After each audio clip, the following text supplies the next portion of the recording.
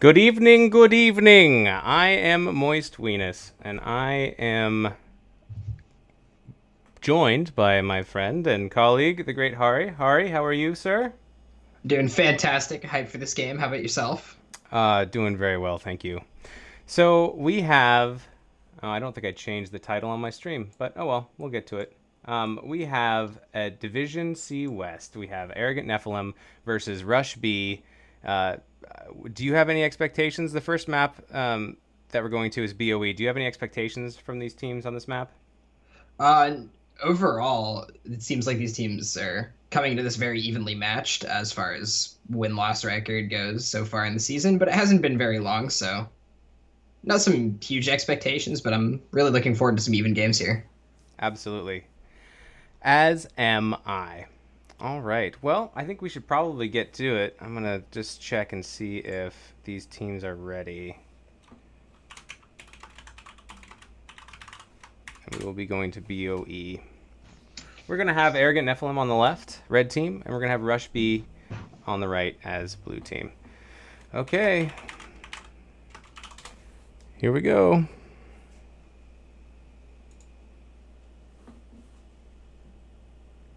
I seem to have lost your video, Hari, but It might happens. might be able to work it out in the draft. It's probably something on my end. If it works, it works. If it doesn't work, it doesn't work, and we'll be perfectly good either way. Absolutely. All right. So we have first pick, first ban by Arrogant Nephilim. Do you think they're going to prioritize Shred here? Maybe team fight? BOE is one of those maps where you can really build it one of three different ways. Build it fully on the defense, like a sustain, not super shreddy oriented comp. Or on the flip side, you can build for full shred and kind of try and take the fight to your opponents and shred those immortals, get a ton of damage off on them. But also, like a third viable option that has been seen here a lot is playing it more of a pick oriented map and picking up heroes like Diablo, where you can isolate a single hero and win kind of like a half and half between the two. I agree. I agree. Sorry, I'm just fixing my game sound was turned off for some reason. Yeah, so we see a Varian ban coming out on the side of Arrogant Nephilim. Do you think this is a setup for a possible Phoenix pick? It very well could be. Varian being one of those hard counters to Phoenix with that taunt to interrupt the warp. It definitely seems like Phoenix, if left alone, is going to go to the side of Arrogant Nephilim here, given that it's not banned out by the side of Rush B. Rush B do still have 20 seconds left on this ban, though, and are probably most definitely considering that. Yeah. I think when you ban a Varian, I think it does two things. Well, I like playing Lucio. I think it opens up Lucio and a bunch of other kind of taunt targets like Genji, even sometimes a squishy backline like a Chromie. Just eliminating that Variant at the beginning kind of opens up several other paths. But Phoenix is banned on the side of Rush B, so nothing lost, I suppose. But also nothing really gained, unless they just don't like fighting against Varian. It seems like when it comes to maps like this map in specific, Battlefield of Eternity, those heroes that are like super divey and run around all over the place that do get locked down by Variant aren't as high priority, just because generally speaking they tend to have more on the mobility side and less on the shred side. But we do see Hanzo coming in here, who has a pretty solid mix of both and incredible shred for his Absolutely. immortals. Yeah, so it could be that maybe they were possibly posturing for the Phoenix, or they just wanted to give their Hanzo extra protection. Is it level 7 where he gets his armor shred on the Immortal that really kicks in then, or... It's level 4, and it actually got nerfed recently in this last patch. They decreased the percentage-based damage. Instead of it doing 100%, 150% more bonus damage to non-heroes, it does only 100% more. So, while his shred is Only still 100% atrocious, more. while his shred is still atrocious, it is no longer quite as disgusting as it used to be. You can't put Hanzo on the Immortal and race the entire enemy team, Yeah. which he used to be able to do. We see Stukov and Vala picked up for Rush B. Vala, she's got that shred. Stukov, one of the strongest healers, in my opinion, right now. Also really good on this map because of zoning, being able to displace the other team with that silence. And then right away, for Arrogant Nephilim, we see Malfurion picked up in Tracer. That seems to be a combo that's being played more and more. all of a sudden this Varian ban also kind of seems to shape up a little bit more in terms of what the comp of Arrogant Nephilim is looking like here. Yeah, there's all three of these targets. It could have been Varian could have been a bad day for them. So I like that they have a ban and then they can pick several different variations around that. Rush B bans the Diablo here, maybe doing some kind of a. I guess they just don't want Diablo with all these walls to be pushing people around, especially around these immortals that can stun you if you're if you're pushed into the wrong area. Absolutely. Diablo also being a very strong combo with Malfurion, being able to set up those picks that I talked about earlier.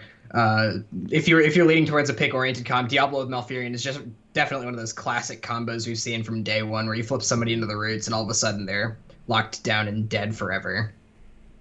I agree. Kimmy Yu in Twitch chat says, "Go Nephilim." I'm not biased at all. I'm totally biased. I'm on that team normally. So thanks for watching. And Biosonic42 says the Rush B variant in their last game was pretty crazy. Not surprised to see the variant ban here. Okay, so that's more of a targeted ban. Potentially could be a result of research there on the side of Arrogant Nephilim here. Yeah, very heads up ban as well, given the comp they're playing and the fact that their enemies like to play it. Yep, research pays off. And it looks like, all right, so they did go with the, Arrogant Nephilim do go with the Li Ming ban. Maybe they want to limit the additional range shred that Rush B has. I do like Li Ming on this map, because even if you're like a 4v5 engagement off of the immortal, like Li Ming can hide behind walls and still like throw orbs over the wall and get the last percentage damage on the immortal without actually being in danger of being in melee range. Absolutely. That does leave big heavy hitting shredders like Greymane still on the table though, and so we're gonna have to see if that compromise trades off, but it's not going to be. It's gonna be Alarak and Blaze here. I like the synergy of both the Stukov and the Vala, and then you have the Blaze and the Alarak. They came out to show themselves off. This is something we've been seeing a little bit more often recently, is this Alarak with Stukov, having two silences to stack. That way you can pull them back, silence them, and then drop another silence on top of them so your team can successfully chase them down, lock them down for the kill. I thought you were going to say what we've been seeing lately is a lot of Skinnergy. Which we've been seeing some of that too. Absolutely. So back in the Twitch chat, Kimmy Yu says, yeah, we did our research. Malf and Tracer, cool. Excited to see if they can pull it off. As are we. Absolutely. Last two picks about to come out for Arrogant Nephilim. What kind of tanks do you think they're going to pull out? I'd be happy to see. Oh, we see Garrosh and Artanis. Artanis having good shred. I wouldn't have been opposed to seeing a Johanna here from the side of Arrogant Nephilim. A is a counter pick, just so their Tracer doesn't get blinded, their Hanzo doesn't get blinded, but also because the blinds are rather effective against the Vala, and surprisingly effective against the Blaze as well. Very interesting. And any predictions on this last pick for Rush B? Since the Johanna was left open, if they do want to move into that second tank of sorts, I think Johanna would definitely not be a bad pick here, especially locked down with the Vala, blinds for the Tracer. I feel like the Unstoppable will also net a good amount of value against the Garrosh and the Malfurion.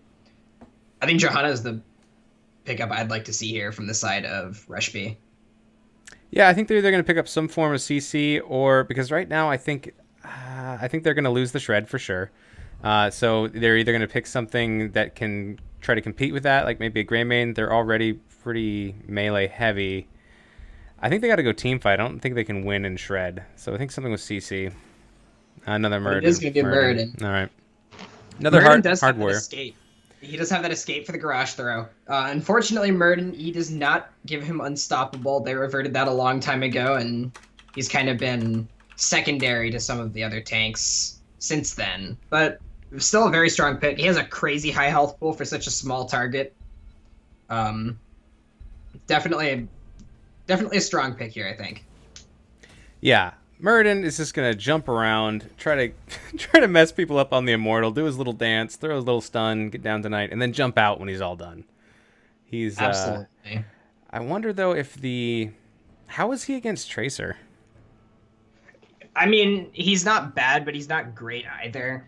his abilities are going to be a little bit harder to land as far as onto the Tracer, that's for sure. Hmm. Lockdown wise, obviously hitting that Stormbolt onto the Tracer is going to be very difficult, but I don't think that's too much of a worry for the comp that they have going right here. If Vala can find that puncturing arrow, that'll deal a hungering arrow, that'll deal a lot of damage. And the Blaze AoE stun too might be able to net some value there. Excellent. I agree. On a scale of 1 to 10, how excited are you for this match, Ari? I'm at 11, man. 11? I'm feeling it. All right. I'm really hyped to see some. He's at 11. It's go time. With these teams. I'm just going to keep playing this air horn because we're so stoked. There it is, and we're finally loaded into the game. Alrighty. So, on the side in the blue corner for Team Arrogant Nephalem, we have Trabe on the Hanzo, we have Null Pointer on the Malfurion, we have Sega Tai on the Garrosh, and in the top lane we have Lothrian on the Artanis. On the right side here, on the side of Rushby, we have IDK Shrubs on the Blaze, Dominator on the Alarak, T-Lane on the Muradin, Great Patu on the Vala, and if this guy will stop spinning, I'll be able to read his name, Greenwall 12 on the Stukov. It's always hard to read the names when they're spinning. So we're going to see a 4-1 split here right away. Blaze is going to be in the top lane for Rush B, and Artanis is going for Arrogant Nephalem. The rest of the teams are just going to do their little dance on the sidelines. Tracer looking for an ambush, but who knows? Maybe this Grosh will get a throw early. Set that up. We see both of the stuns connecting here from the tanks. Tracer taking a lot of damage there, already dropping down to about half. Muradin does get thrown and just jumps back out. No big concern for him there. Although he does drop rather low, he'll have that passive to heal himself back up. Yeah, Muradin does get chunked quite a bit, but they definitely can't kill him. If they threw someone else over and put the same amount of damage, I think that would have been a kill. I tend to agree with that, but this Muradin has been positioning himself well in front of his team, letting the rest of his team poke at the comp of Arrogant Nephalem. Big combo coming out onto Hanzo, followed up by the stun. Hanzo drops really, really low. Hanzo will get out. He will drop back. That was close, though. There's been 2 close calls already. From both sides here. We did see Hanzo move into Redemption at level 1, opting not to take that Scatter Arrow talent, but he still could very well move to that Scatter Arrow talent at level 4 and 7, which would give him the shred that he's looking for. Alright, it seems like both teams have healed up now, so we're going to go up to the top lane and see what's going on here. It's Artanis versus Blaze. Who do you like in this fight? I think Blaze ideally should have the ability to sustain through, but Artanis does have his perks. That Blade Dash and his W gives him a lot of poke on towards the Blaze, especially for being on such a short cooldown. But Swap is missed, so that's going to be a lot of mana and cooldown time. Yeah. Yeah, I think if Blaze has to be careful. He can't push too far, but we do see Tracer coming up to possibly pick off this Blaze. Blaze chasing a little bit, just a little bit further, and then they go in. Oh, miss Pulse on the Bomb's swap. not found either. No swap, no Pulse Bomb, and he is going to survive. IDK Shrubs on that Blaze, just going to hit the healing fountain, he'll be perfectly okay. So I think we're seeing either a camp rotation or something else happening over here for Rush B. Yeah, they're going to take their Bruiser camp now. It seems like maybe a little bit early. Maybe they won't cap. I'm not sure. The Tracer is back down here in the bot lane. Alarak being pushed up on. Alarak getting thrown even. Muradin dropping low, Alarak dropping low. But it looks like both of them are going to be okay here. As we still see 4 people in the bot lane, 1 person in the top here on the side of Arrogant Nephalem. While this camp is waiting to be capped, like you had said. I'll be very patient with that. And now we see the rotation from Arrogant Nephalem onto their own Bruiser camp. Garrosh is going to sneak back down to the bottom lane just to get that soak in there for the last couple seconds, and the Immortals are up. We see better. Looks like the side of Rushby is going to have a little bit of an advantage here on that Immortal. Rushby is a little earlier. Yeah, they are starting the shred, and they are starting it quickly. They are getting almost to the halfway point, and then we get engagement here from Arrogant Nephalem. Tracer going on the Alarak, putting out a lot of damage. Turning on the Blaze, not getting so much. Looks like this is going to be just a full 5v5 engage from both sides around this blue team Immortal. Blaze dropping really low. Very looks like low. Blaze is going to fall. And he First drops. blood of this game. Several members, though, of Arrogant Nephalem are low as well. But Rushby is backing off a little bit, but they have much. They're just tapping. They're going to come back in, and they are going to start on their own Immortal. We see Garrosh is really low, but he does have that armor. Stormbolt does not connect. The throw and the combos there, Murden is going to fall. Garrosh is picking up that Murden and throwing him way out of position, and the rest of the team collapsing and executing. That was very well done. That being said, the side of Arrogant Nephalem is still forced on the defense here. They can't really go and attack that Immortal all too much. Artanis finally getting started on it, but... It's probably too late. At this point, I think it's too late. Oh, Blaze falling really, really low again. A big heal from Stukov having to be thrown, but the Alarak combo drops the Killadin on Tracer, also really low. Yeah, the respawn timers are so short here. If you Oh, get the some Immortal kills, stun. The Immortal stun finds there goes Alarak. Alarak. There goes Vala. Blaze very, very low. Blaze will fall as well. Ooh, Murden is leaping away for his life. Will he escape? He does with the stun. But it looks like this Immortal might very well actually be going over to the side of Arrogant Nephalem here. This was Artanis very... just doing slow work on it. Yeah, this is very unexpected. I thought for sure... Well, who knows? There's still a little bit of time left. Murden's jumping in. Oh, that'll be it. Only 967 hit points worth of shields on that Immortal, though, as the Shred comp with Vala does come very close to out-shredding that Artanis. But Artanis just sat there and did work and was uncontested, and they got that fight almost 5v4. First Immortal and up a talent tier will go to Arrogant Nephalem. 4-man push top with it. Artanis remains bottom with Blaze. Stukov doing some good zoning here with his silence. There comes that big combo on a Garrosh. Garrosh losing about 60% of his HP there and just walking right back into the silence. Roots being found on Vala. He doesn't want to toss the Murden. He wants a softer target, I think. It does look like it, but he's not really being able to push up too much and find that. That being said, Murden does drop to about half health. And Pulse Bomb gets used. Murden barely surviving there with that 25 armor. Garrosh low, taking tower hits. He's at 100 health. Really low. Segaitai escaping just barely. Alright, Immortal is down. Blaze is getting bullied a little bit in this lane by Artanis. Although Artanis... You see a big fight up here in top lane. Garrosh falls. Oh, I missed that kill. Good pick. Very strong 4-man invade onto that camp by the side of Rush B. Looks like they're just going to back off that camp, not even taking their advantage to cap it, but instead pushing back into the lanes. We do have a 1-level advantage here on the side of Arrogant Nephalem, though. That camp being scouted yet again. Ooh, Tracer getting comboed down. That was a great play by the Stukov and the Alarak. So Rushby will take this camp after all, after killing 2 members of Arrogant Nephalem over it. That is the case.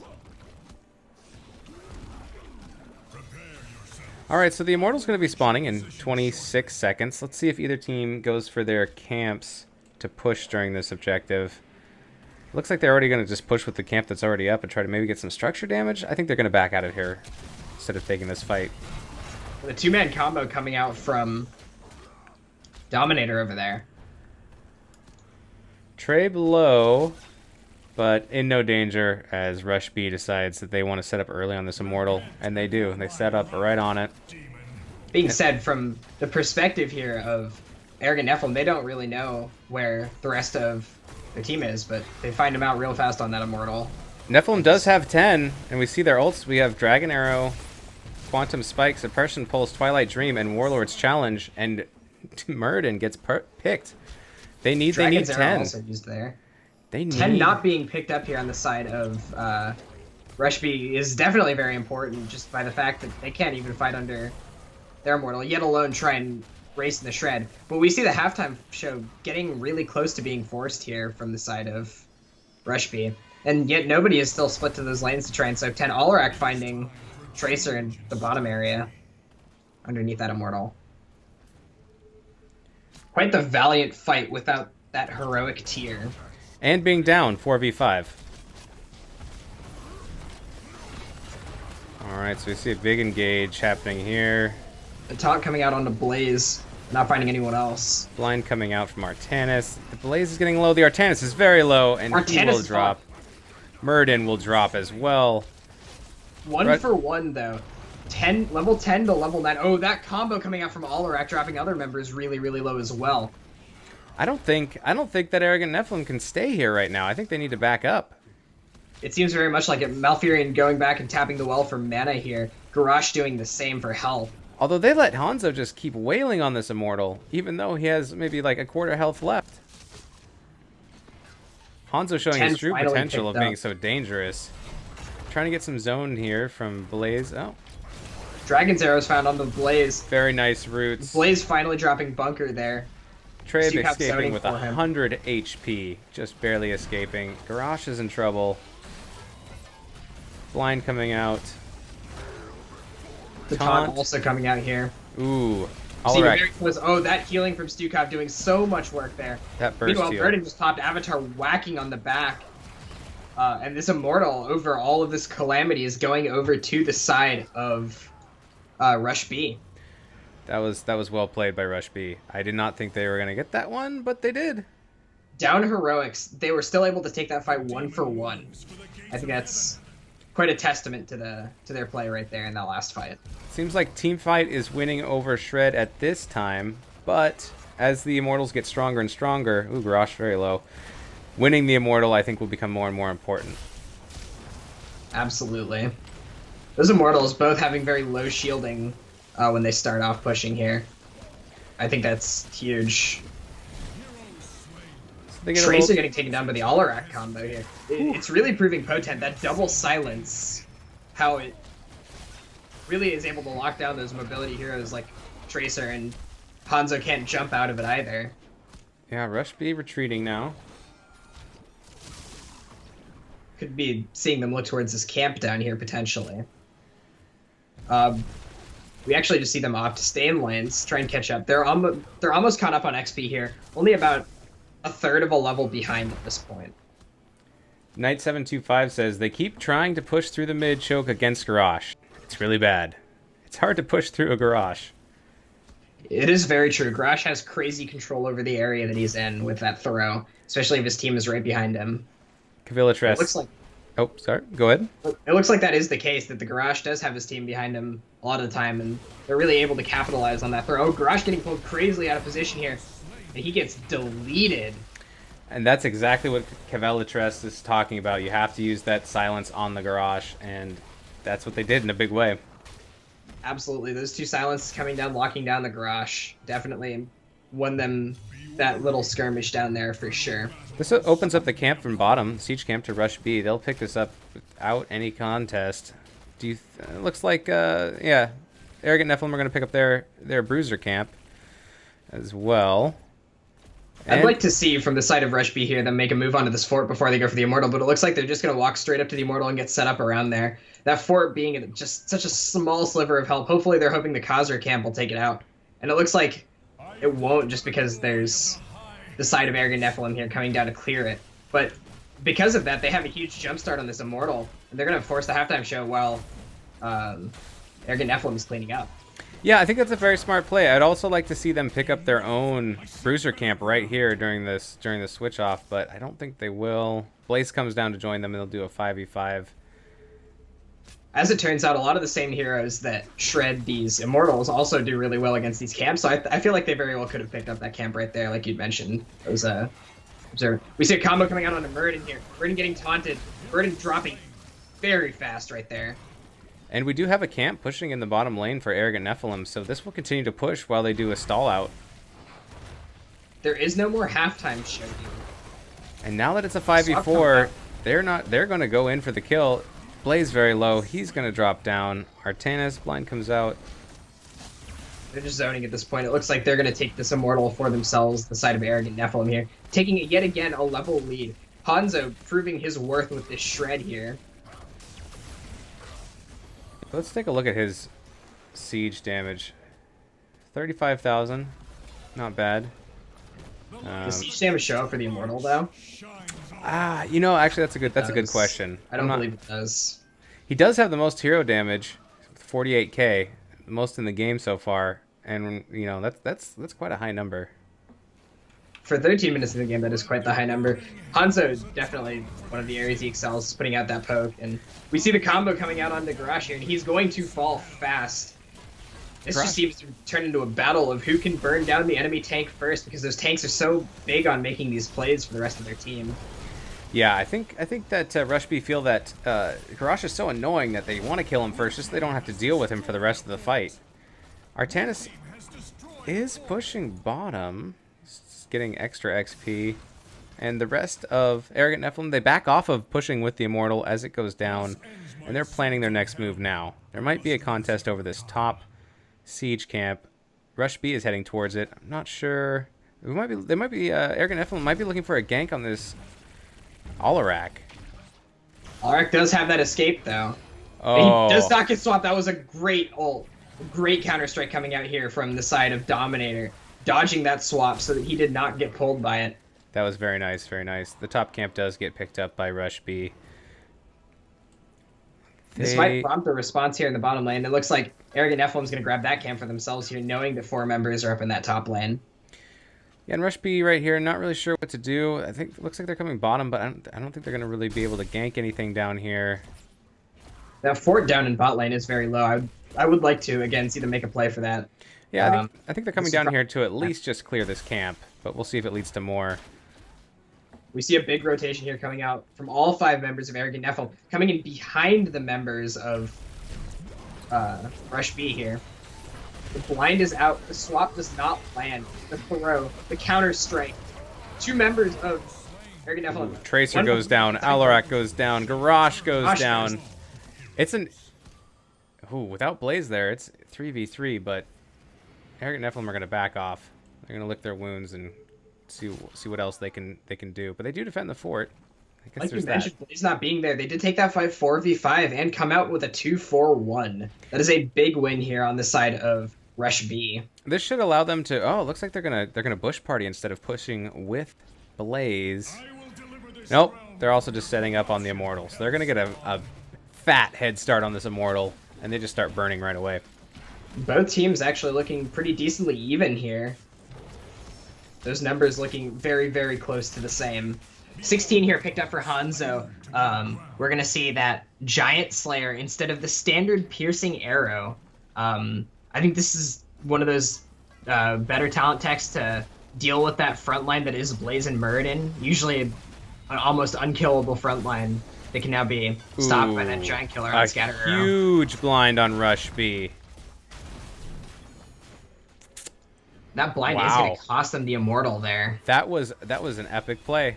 That blind completely evened the odds. So the Immortal will be pushing bottom for Arrogant Nephalem. 17-minute Punisher. Pretty beefy. Do you expect them... I think if they get some picks here, I think they could probably push onto the barracks, onto the keep there, but I don't know. I think they'll at least get the gate. Against the comp of Rush B here, it's going to be very difficult for them to push in and look for those picks that they want just because of that Stukov zoning silence and the threat of an Alarak combo. Alarak did lose his sadism, though, and that is a big hit for those players. Alarak losing about 20% extra damage there, but it doesn't seem to matter as he's still half health, that Tracer. Bunker comes down from Blaze, but it's instantly destroyed. And now Muradin gets blown away as he tries to get out of there. Blaze being slowed, Blaze being thrown, Blaze in trouble, Blaze taunted, Blaze dead. And this keep will go down. Oh, the Alarak combo, but he's going to die instantly as well. The players of Arrogant Nephalem falling rather low, but it looks like they still could very well try and end this game right here with 3 members down on the side of Rush B. They're going for it. They're going to try. They're going to try. They've broken down the shield. Excellent roots on this Vala. The swap, and the swap lands. Vala will go down. I think this is it. I think they can do it now. I think they have enough kills. Muradin's up in 5, but I don't think it's enough time. I think core is dropping 20%, 10%, and it looks like game 1 is going to be going over to the side of Arrogant Nephalem here. First game going to Arrogant Nephalem. Well played. Wow. Indeed, that last team fight Whew. definitely showing Actually, why those garage throws could really determine the course of a game. yeah, I'm gonna pull up the stats just so keep those open just so people can see them. Whew, what a game! All right, I'm gonna update the score on that one. That was epic. It was definitely quite the even game that we expected here coming out from both of these teams. Both of them staying pretty even on XP and on kills most of the way through that game until the very end there. It just shows, it goes to show what one map objective can do for either team. The real MVP there, I think, Artanis coming out with that blind to save that immortal for the side of Arrogant Nephalem there at the very end was a very heads up play. That blind was insane. I thought for sure that that Arrogant Nephilim were going to lose that, and then they blinded, and then the damage just stopped on the Immortal, and they were able to shred it down. That was very impressive. Absolutely. Very heads up play coming out from Artanis there, and definitely winning them that last objective, and that last objective effectively winning them the game. Trabe putting out huge numbers, 67,000 damage. Next highest is Alarak at 48. So they were pushing out a lot of damage onto the heroes and Artanis. So Artanis has really high siege damage. Do you think that that does not include the immortal? It just includes probably because he I was think solo it's just lane. the waves. I think it's just because he was solo lane here. Okay, because Blaze has his similar amateur numbers. opponent at level 1 doing a crazy amount of work to structures, and it still procs on the minions, so it doesn't reduce the numbers on him using his W to clear like the middle minion to get the regen globes and stuff like Yeah. that. All right. Either way, that was a fantastic first game. I look forward to getting into game 2. We will get there in just a minute. I'm going to put you guys on hold just for a second. Actually, before we do that, let's just clear out some of this Twitch chat real quick. Oh, thank you very much for the follow. I appreciate it. Stream says thank you. All right, so Knight 725 says, yeah, Garrosh can get away with a lot of nonsense, but not this much nonsense. So I think he feels like Garrosh wasn't being punished enough, and I think they pulled that off a couple times with the silence from Stukov, but I feel like Garrosh was able to get a lot of throws and create a lot of plays. I absolutely agree with that. The double silence definitely should have been able to punish the Garage for pushing up too far, and they did get it off on a couple occasions. But I think execution of that was it could have been a little bit cleaner. But at the same time, Garage was also very on point with his unstoppables, making sure he got the unstoppable in times the Alarak pull did not hit him, or that he could walk up to the Alarak and throw him over. Kavilla Trest is apparently pissed off at her hotel or his hotel Wi-Fi. Fair enough. It's hard to watch a game when you don't have that. That blind won the race, not Hanzo. Yeah, that blind. Yeah, that blind definitely did win the race there. Yep. All right. Oh. Tigerfish likes the horn. Pew, pew, pew, pew. It's basically what it sounds like. All right. Well, we'll be right back. Hold tight, guys, and we will see you shortly.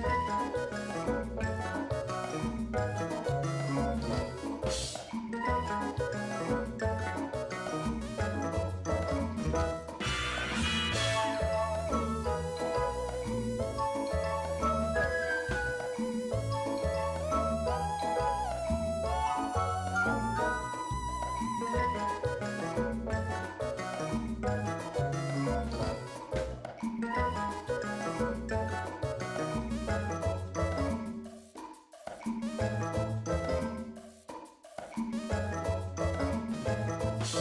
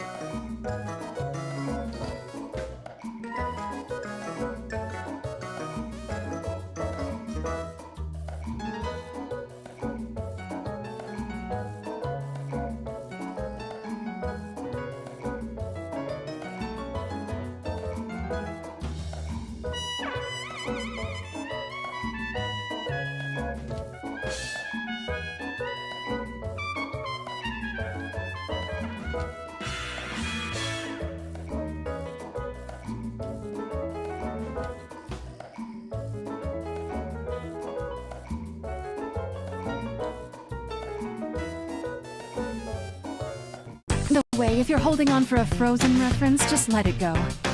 Oh no, what have I done? Today, I'm Uther the Painbringer. Blondes may have more fun, but redheads are more fun. 100% pure bull, baby. Not enough hatred. Just kidding. I hate you a bunch right now.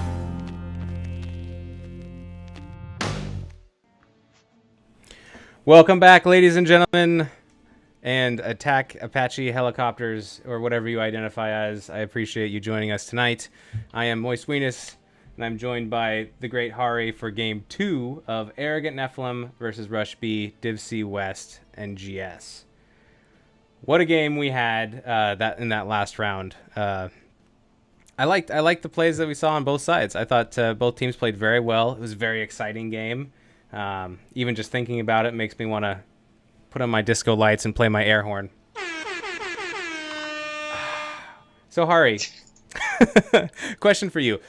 What does Rush B need to do this game? How can they improve and try to take game number 2?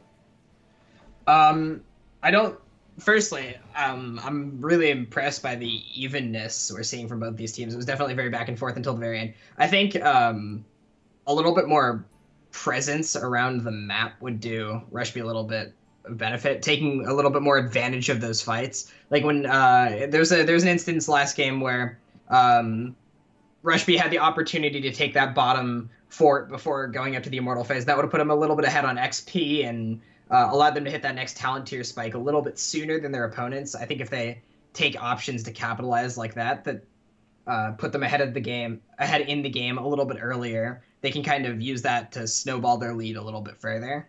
Mm-hmm. I think that would help them a lot, especially given that this is not their map pick. Right. I see. Although I have seen a lot of times winning on the opponent's map pick and losing on your own. So I don't know if that's Absolutely. a thing. We'll see if that continues. Anything else you want to talk about before we go into this draft? You mentioned a little bit the advantage of having first pick versus map pick and what that first pick slot opens up for your strategies and how you can pick around that, given like options like Phoenix exist if both teams decide not to ban him. Phoenix definitely still being rather strong in the meta, in my personal opinion, alongside other heroes such as that Garrosh, who had great presence in the last game. Absolutely, yeah. Banning that Varian, they'd set up 3 of their heroes right off the bat. Exactly. Okay.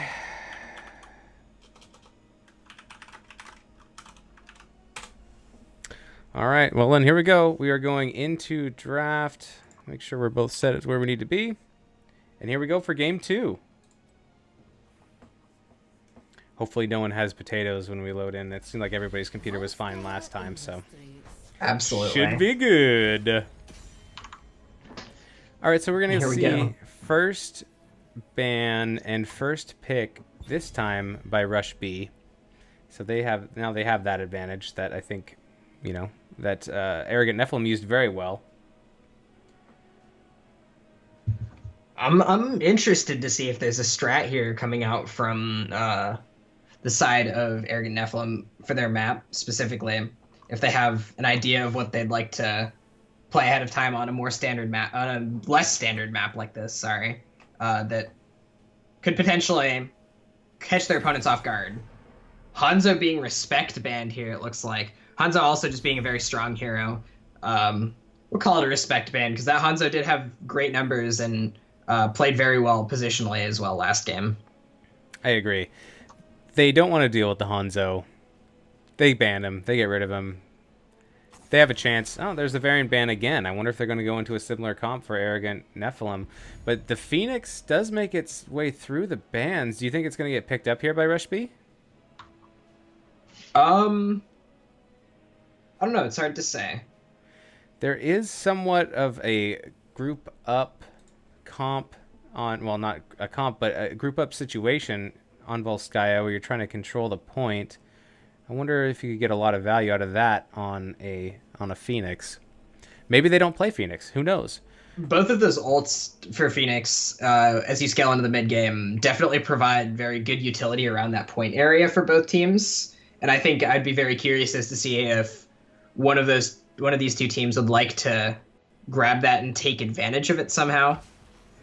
And it looks like they are going to take it. They pick up the Phoenix Runewalker skin. Not my favorite, but that's okay. Some people think it rocks. Very funny, very funny. Phoenix is being picked up here on the side of Rush B. The OP hero himself. The not-so-OP skin itself. And we see Stukov and Nazebo here picked up. Zebo, not one of those more conventional picks as far as the meta right now. Very late-game scaling hero with those stacks, and his level 20 being when he really comes online as far as damage goes. What are your thoughts on this Nazebo pick here? I feel like Nazebo is really good once he starts getting some stacks. Once Toad build, I think, is really good here because they'll bounce around the walls, but they'll still go in the middle. I think they can also push. Like if there's no way they're going to get the defender, they're just going to go ahead and push lanes. I think Nazebo has potential of becoming really strong. It really depends on how fast the protector gets picked up. If this is a long game, it's going to favor an end game hero like Nazebo. Although Tracer might kind of hunt him down because she can just zip all over him. Right now, I don't know. in the early game, I feel like the Tracer here does have that advantage as compared to the Nazebo. Tracer being a little bit more of a common pickup nowadays, though, just given the buffs she received and her potence with Malfurion, who did get banned out here for that exact reason. Tigerfish saying Phoenix is overrated. Phoenix is overrated, he says, but he is being first picked, and there is a lot of priority towards him, so. Kimmy overrated, U, yes. Overpowered, also, yes, in my opinion. Kimmy U says Murky ban incoming. I don't know about that. You never know. There's some crazy pocket strats people pulled out here. A game I casted earlier, we saw Gazlo pick up the win, so you never know. See Garrosh banned here. I think that's another respect ban.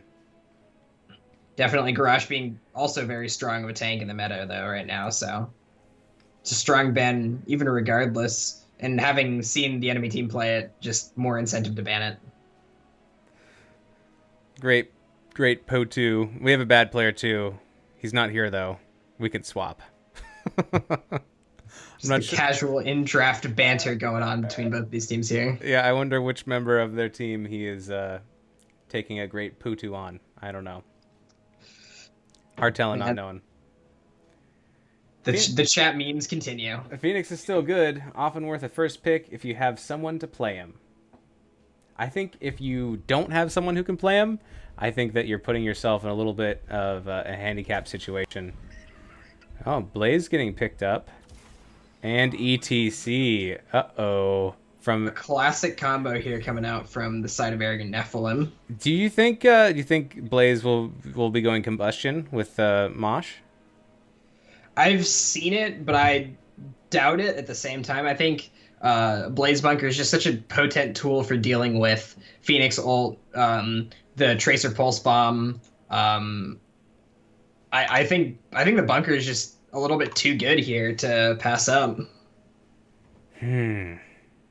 Well, I don't play tanks correctly, and I always pick up combustion just because I like the explosions.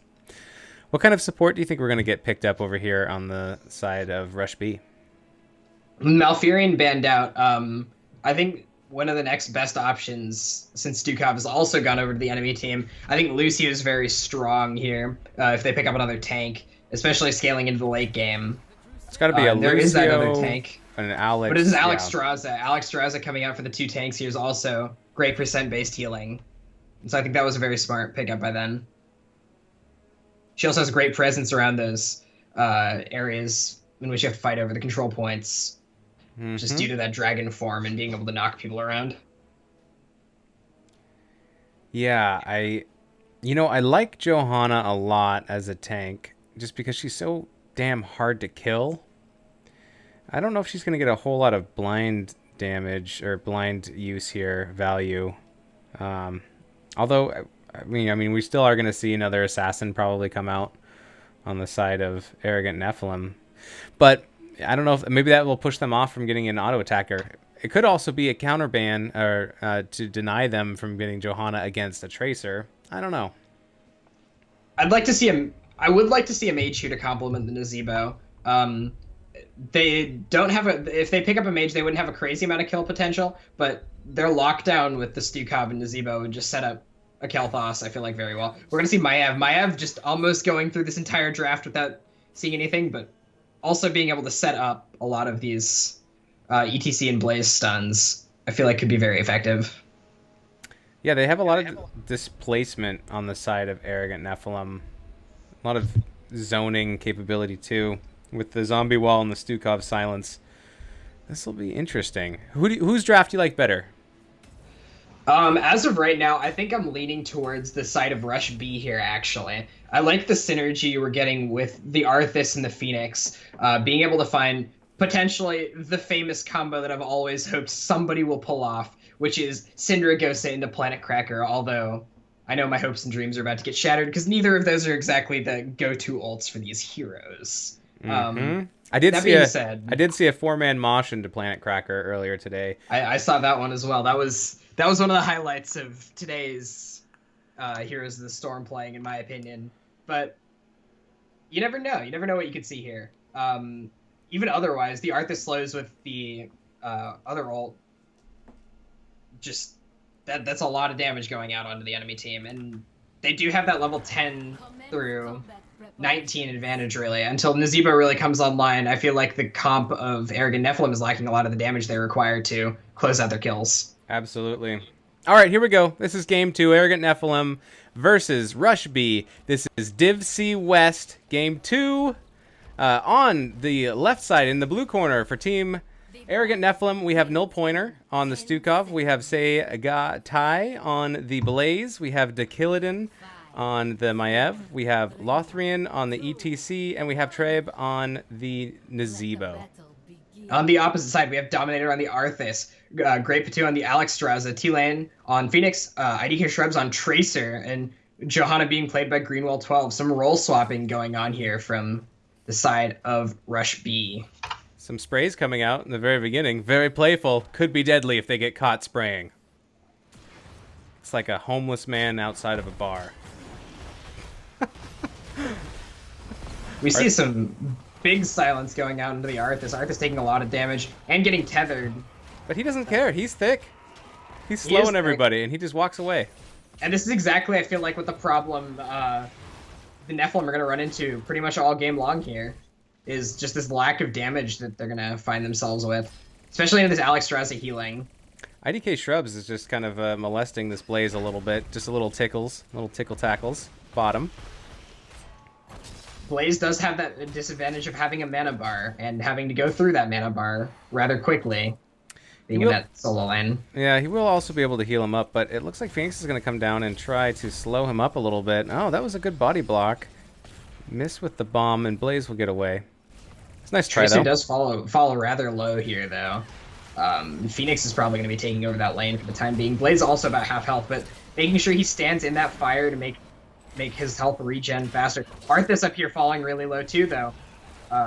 Walking over to that Alexstrasza heal. He's going to get out safe. Tracer coming back up just to join the party a little bit and be a little bit of a deterrent from chasing that Arthas. Johanna and ETC go back up top to be slapping each other like big bags of meat.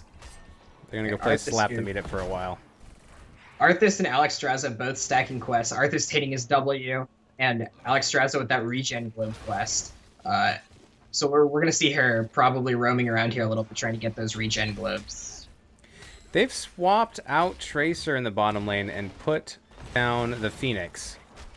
This is an interesting play, keeping both of their tanks here in the 4-man. The Arthas opting not to go against that Blaze down there, instead putting the Phoenix down there. I feel like they're losing a lot of damage in their 4-man this way. Same issue that they're running into on the side of Arrogant Nephalem. Tracer taking a lot of damage from Nazebo. But in return, they are laying on the hate on Nazebo. Arthas dropping really low, and he's going to fall.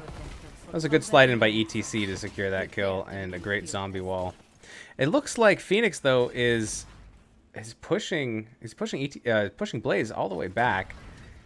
I think Phoenix will be able to win that lane hands down. Absolutely. Damn it, misclick coming out from Stukov. We're seeing here not very much going on with the control point unlocking very shortly. None of the camps have been grabbed. Blaze is moving towards that bottom one and has been working on it, but he's rather low here, and I question what he'll be able to do about it without the rest of his team coming out to help him. He does have that fire, though, which will give him a little bit of sustain through here. Arrogant Nephalem, help your boy out or tell him to get off. We'll continue keeping an eye on that and see how long it takes for Blaze to solo clear a camp while at 5% HP. It looks like he's actually just going to walk this one off. He's going to give it up and try to come into this battle. ETC getting pretty low. Good pull from Maev.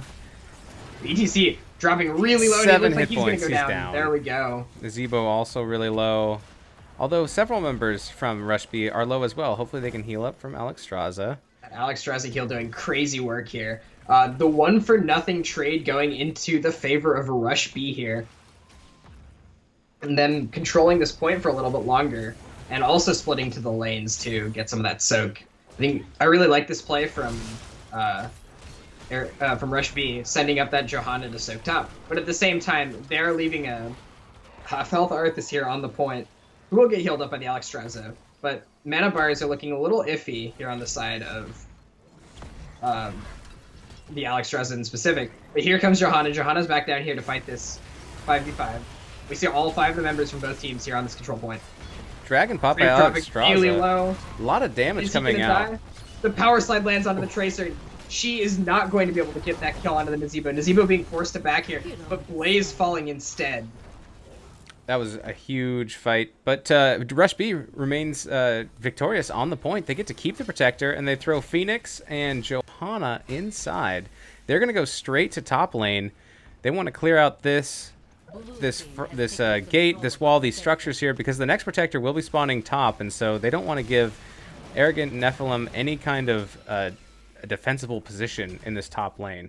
This is very true. The second Protector will always spawn in the top lane for those of you at home who had no idea that was a thing. But getting that healing well up here would definitely be a huge win for them, and they're going to do that. Potentially even push in further if they have the opportunity. That fort taking some pretty significant poke damage to that laser. That laser does crazy amounts of damage if it connects with a hero. So they also have to be very careful of that on the side of Arrogant Nephalem. Arrogant Nephalem are deciding if they want to keep defending here or try to go mid, but they're gonna keep up the defense. They're gonna soak that damage with a tank and a healer. Protector finally expiring here. As a result, we do see an almost full level lead here going over to the side of Rush B, taking the early advantage in this game. Yep, I think their soak during the objective for Rush B, I think they really took advantage of that, and I think it helped them get to where they are now, about a level up. Absolutely. Those structures and the healing wall definitely also helping with that XP and pushing them in that direction. We do see good soak here coming out from the side of Arrogant Nephalem, though, as well, making sure that they were on all three of the lanes for most of that time as well. Yeah, they did a really good job. They said, okay, if they're going to defend, we're not going to be able to take any more of these structures. We're going to take the XP, and they do make it to 10 first. We see Cleansing Flame come out. We see Purification Salvo, Quantum Spike. We see Blessed Shield and Army of the Dead. And rip them hopes and dreams. There is no Cinder Ghost and a Planet Cracker combo. That's okay. We see a big engage coming out on the Zebo here. Both of the tanks dropping things. Pulse Bomb landing onto Maev, who gets over the wall and is able to dodge it. All 5 members of Rush B are top versus 4 members of Arrogant Nephalem. I think they're going to try to push in here a little bit. We see 10 finally being picked up here on the side of Arrogant Nephalem, though. Mosh Pit coming online here is definitely a big deal. Mosh Pit can be very well used to block down. Arthas taking a lot of damage. Here comes Cage. Traps the Phoenix. Interrupted. Mosh Pit gets used, but doesn't really do anything. And it looks like a full disengage coming out here from the side of Rush B. Not really getting all too much value out of that fight. Wow, and landing a five-man heal up from Great Potu. That was awesome. That was a lot of damage, but no one died. So looks like Arthas. Lots of damage being put out there. Arthas decides that he needs to go back, so he's gonna go back to base and come back out. We're gonna see Phoenix heading down to the bottom lane against this Blaze. Unstoppable being forced there by the tether. 4 people in mid here for the side of Arrogant Nephalem, as compared to the full split here provided by Rush B. Kind of surprised that Phoenix didn't pick Photon Cannon for the first the stacking laser quest. At level 1? Yeah, something armaments. I can't remember exactly what it is, but that is very true. So we've been seeing. Yeah, Arrogant Nephalem is all top. They're ready to go on this objective right away. It looks like Rush B is making their rotation up there. Johanna clearing that wave so that they can get a little bit of XP, get closer to 13. Rush B goes ahead and grabs their turret, and they probably want to lay it down here in their defense. Arrogant Nephalem was there first, but Rush B ends up claiming it for now. I would like to see 13 being picked up here before a big engage from Rush B. They're about halfway to it, and having grabbed that point and gotten about 50%, 25% of it, I feel like they would not be in a bad position to back out, split to mid, grab the soak there, and try and get themselves closer to 13 before looking for an engage. That being said, they do decide to go in here. Johanna taking a lot of damage and poison. Unstoppable being used. Mosh Pit catching 2 people in the back. Silence comes down from Stukov, but they just walk out of it. Johanna has no unstoppable, so... Tracer very low up top as well. Cleansing Flame being used here. Johanna finally, she comes down. Running for her life. Tracer is standing on the point. There goes Warden Cage. Warden's Cage is used Purification Salvo, but it gets interrupted by the Warden's Cage here. We're going to see Arthas fall. We're going to see Phoenix fall as well. Protector does end up getting picked up by the side of Rush B, though. Yep. That's a three-way kill, though. 3 for nothing, but they do get the Protector. 13 here picked up on the side of Arrogant Nephalem before Rush B. Yep. We're going to have to see really how valuable that trade-off was, this objective versus those 3 kills. Yeah, I think with that many kills, I think this advantage does go over to Arrogant Nephalem. We'll see what kind of push they can get out of this Protector, but I don't think it's going to be much. I tend to agree with that. Just those 4 people are going to be able to really destroy this Protector, especially that Nazebo's poison damage on Toads are going to be very significant here in this. Although we see respawns coming in, everyone's split back to lanes here for the side of Rush B. And Protector really getting no value here, but... It's gonna expire or just die right about now. And they're just making sure that the two ladies who are inside can escape when it breaks down. And they do. That is the case. An XP deficit now, just barely on the side of Rush B. But it looks like it's very close to even. Both have 14s now. Arrogant Nephalem is going to target the support camp. They want that healing totem for themselves. Johanna contesting, doing Johanna things, slowing and blinding. Here comes the Phoenix. Phoenix getting pushed out of position by ETC, getting very low. Here comes Warden Cage. Phoenix goes down, but the other members falling really, really low for the other side here. Cleansing Flame putting out a lot of healing, but Johanna goes down as well. And Arthas is now on the run. It's not looking good. Getting some huge heals. He just might make it out of there, and he does. Wow, what an escape. Still, that Army of the Damned becomes basically indestructible. Still 2 members lost for I Rush say Army B. of the Damned, and it's actually Army of the Dead, but... Well, they're dead, damn it. There you go. Pardon my language on the stream. Oh.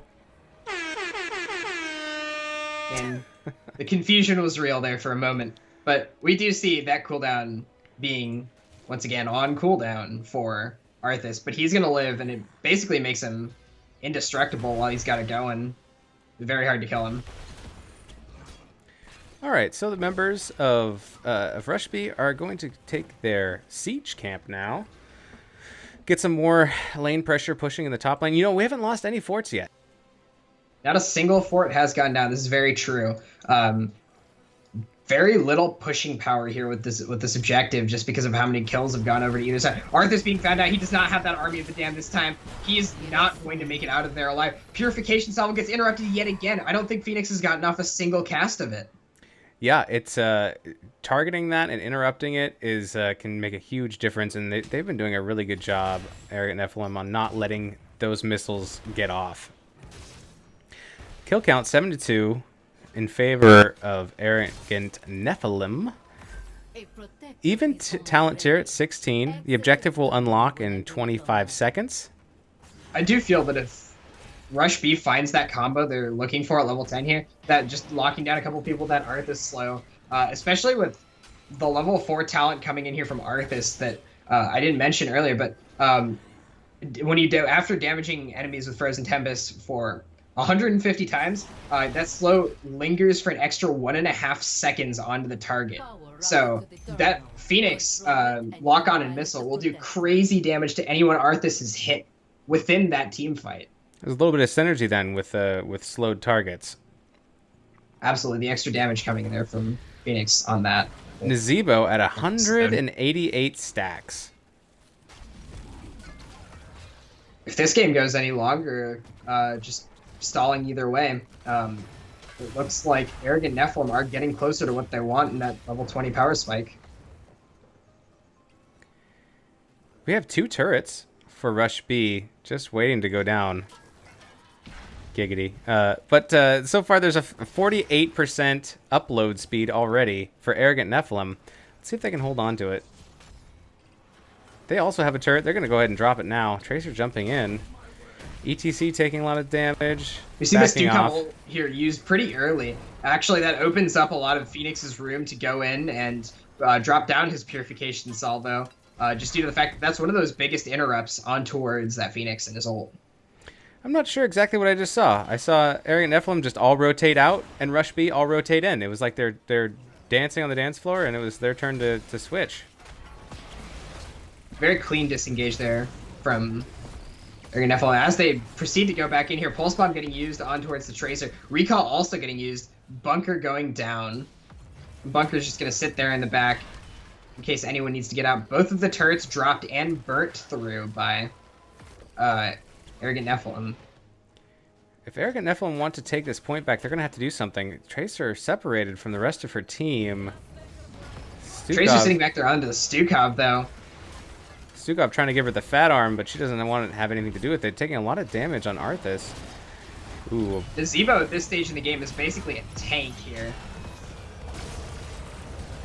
Ooh, a lot of damage going out on ETC. ETC will go down. Does fall, followed by Maev. But we see Grimwald dropping really low on Johanna. Johanna dying.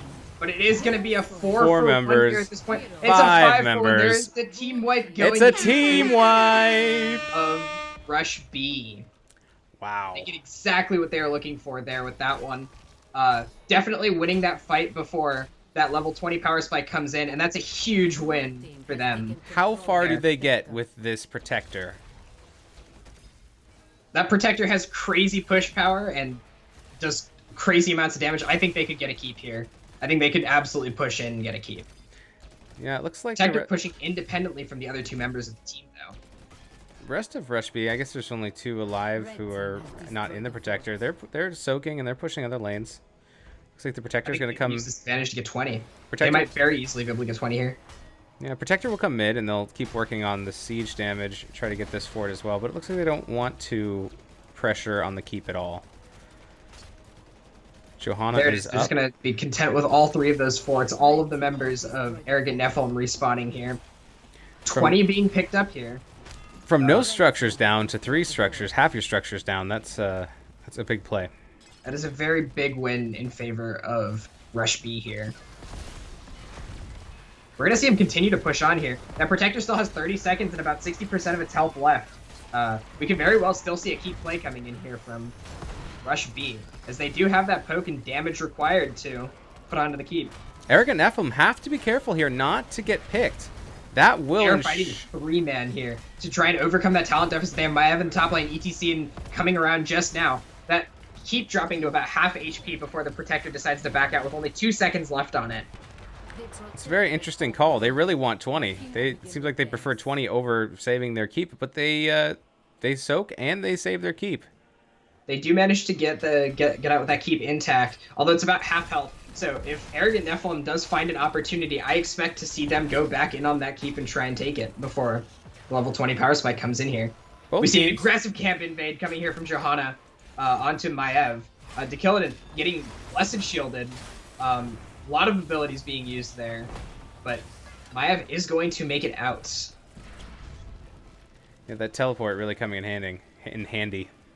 Yep. The camp is stolen, though. That was a little bit of XP denied on the side of Rush B towards Arrogant Nephalem. They're going to rotate over to their camp here and just try and take that for themselves as well. They're also going to take their turret camp as well, bottom.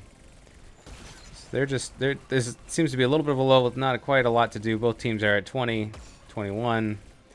Although this Arthas, he's a little bit alone. Can he make it to his gate? That's all he really needs to do. Oh, he is slowed. He's getting pulled back. He's rooted. This Arthas will get picked. He will get deleted. He had to pop Army of the Damned there, too. That is going to be a big loss on the side of Rush B. Twitch chat disagreeing with the call of going for the forts and not going for the keeps. I tend to agree with that. I'm with the chat on this one. That I think going for that keep would have been a smart play. It would have allowed them to open up the map, especially given that that last protector was in the bottom lane. That next objective will not be there, and catapult pressure in that bottom lane would have been a huge advantage for them. Yep. The team cannot stay and fight on the objective if they have catapults going on their core.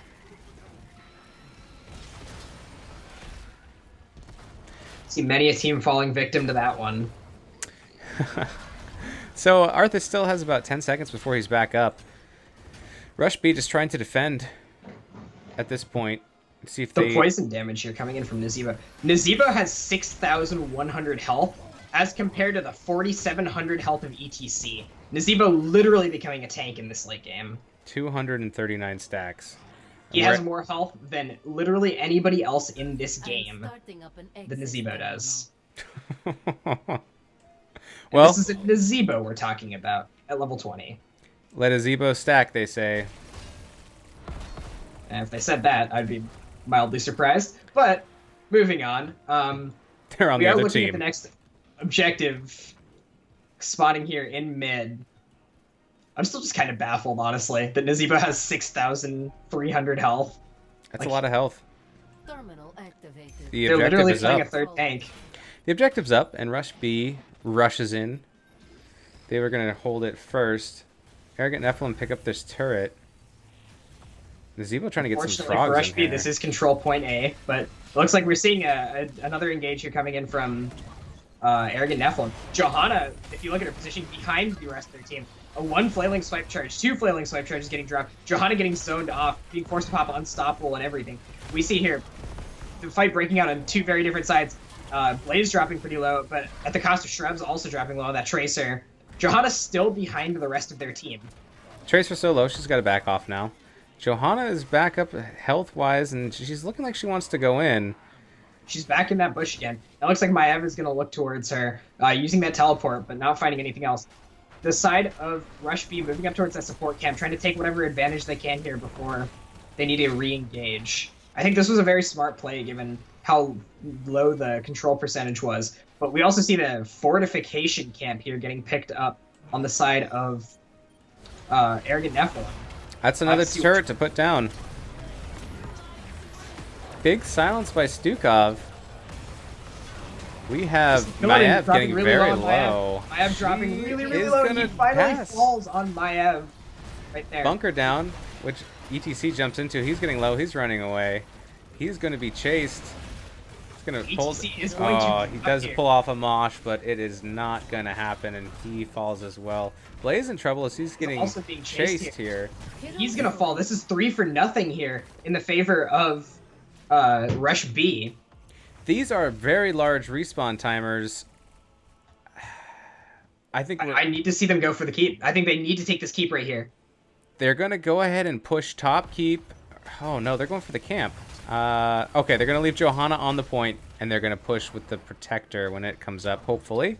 The only forts left to take are the keeps, so there's no other things to take. All right, With so 15 seconds left on Maev, I think this is a really, really significant misplay here on the side of Blue team has taken control of Rush B for waiting until they got that protector to go for it. I think they could have taken that. They would have had an additional 10 seconds left on those respawn timers to just go start whacking on the core. Rush B is going to start whacking on the core now, and Arrogant Nephalem have to be careful. They can't get picked here.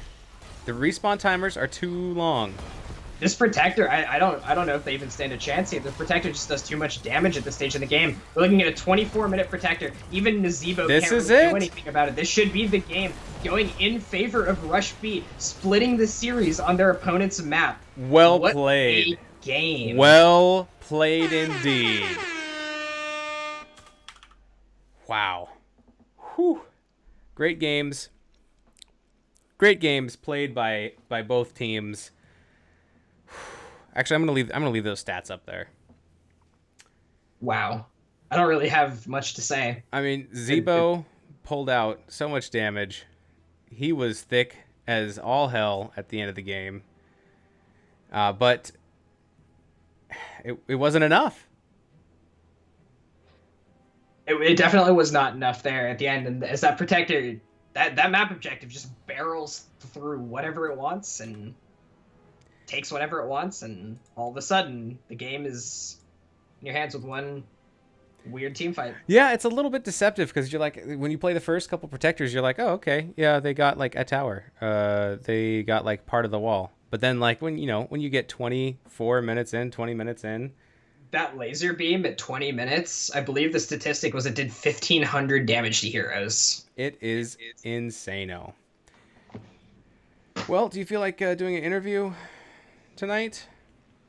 Let's do it.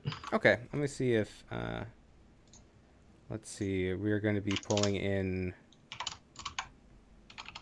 Rush B Dominator see if he wants to come in.